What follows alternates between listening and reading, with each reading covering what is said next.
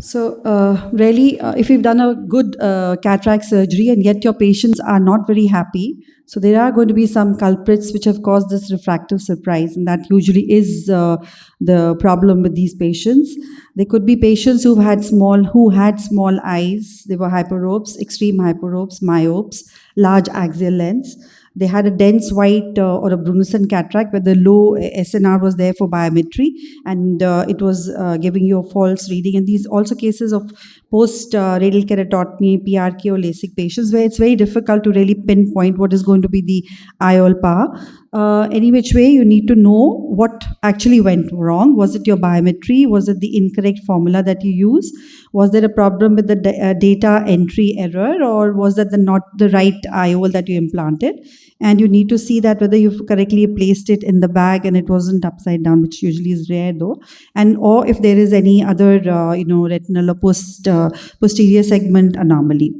So there are very tips and tricks. We must just go back to them. They are like need to do both the eyes together. You must see that there is no difference. And when you're doing, indentation of the cornea, compression should not be so much, because if you do that, then you are going to give it a bit of myopic shift to the patient. So a very good biometry is very important. See that there is no dry eye in the patients.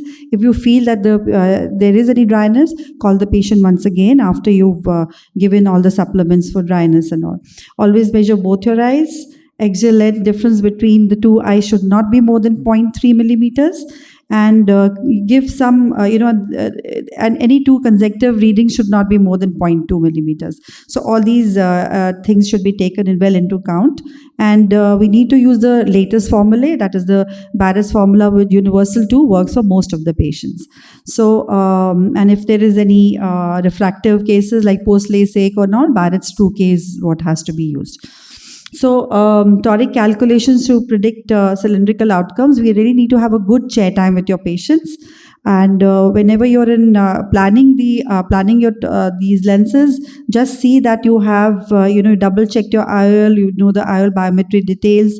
The eye is marked pre-operative, intraoperative, post-op. All the three. The surgeon assistant as well as the OT in charge should read out the values so that you don't make any mistake. It should be in the back placement. Make sure there's no tilt of the IOL.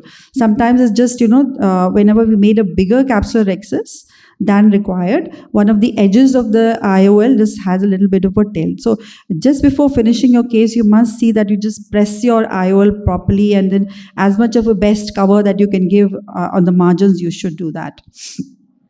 So you should look for any other abnormalities. And what are the management? Now, if you have a patient like that, we have a couple of things that we can do. Either we just, if it's a minimum problem, we can just give the patient glasses. Contact lenses, we can do limpal incisions if you feel that there is some astigmatic problem in the patient now post-operatively, or a PRK LASIK, or an IOL exchange, or a piggyback IOL. So this is one of the cases in which we plan to do an IOL exchange. The various tips in this is that we need to give a good protection to the cornea. So give a good, use a good OVD, and gently you need to cleave the anterior capsule and the lens. So basically at the optic and the haptic junction is where you have the maximum amount of fibrosis, or that has to be released, and try doing this all around 360 degrees.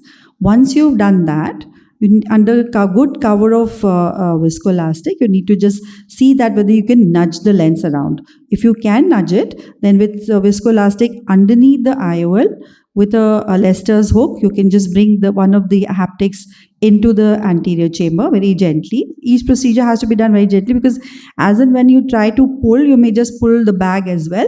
So just lift with lifting movements. Don't touch the endothelium. Put the viscoelastic repeatedly, and then once the one haptic is out, you can then nudge out the other haptic also into the anterior chamber. It's not very difficult. And doing a scaffold technique is what is always helpful, because this protects your posterior capsule. You put in the intended IOL, and under this lens only, you need to just tuck it in, put it in the right position. So a very gentle dialing into the bag is done. And now with the lens which is come out into the ones that has to be exchanged, which is in the anterior chamber with a nice amount of viscoelastic protecting the endothelium, support it with your non-dominant hand, and then you can, with the scissors, you can just cut this into smaller bits and you can take them out.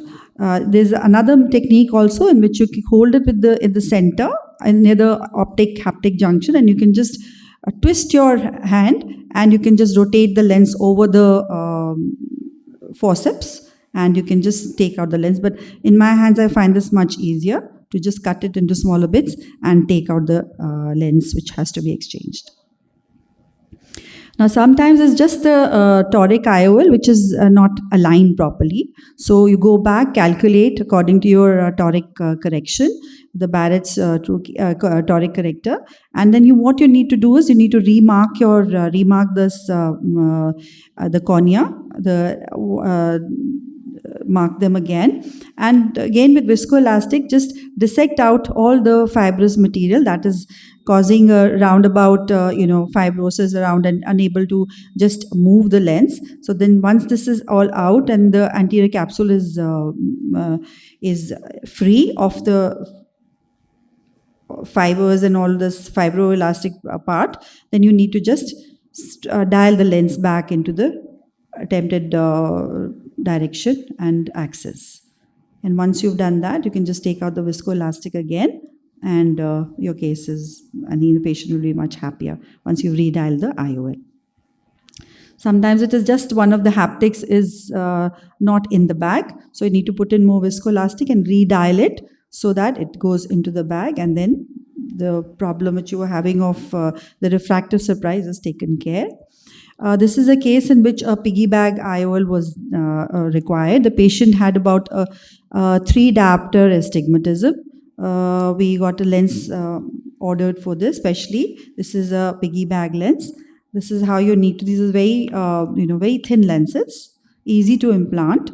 They need to be just put into the cartridge carefully. See that all the 4 loops are there in, and you can inject it very gently after you've created the space with the viscoelastic, and that will take care, and then align it towards the axis that is required. And these lenses are behind the iris plane, and which you can just tuck in very gently. You'll see how they are being tucked in, and then the intended axis is attained here. So really the future is not very far off, I think. We're going to have better biometers. We'll have, which give you flawless biometry. And then we also are having, which we just saw at the ASCRS also recently, is the light adjusted lenses, which are getting very popular now. In that, what happens is that the lens is implanted, and up to 3 times we can polymerize this lens. It has fluid. So with the photo light, we can polymerize it and get the intended refraction for the patient. Thank you very much for your kind listening.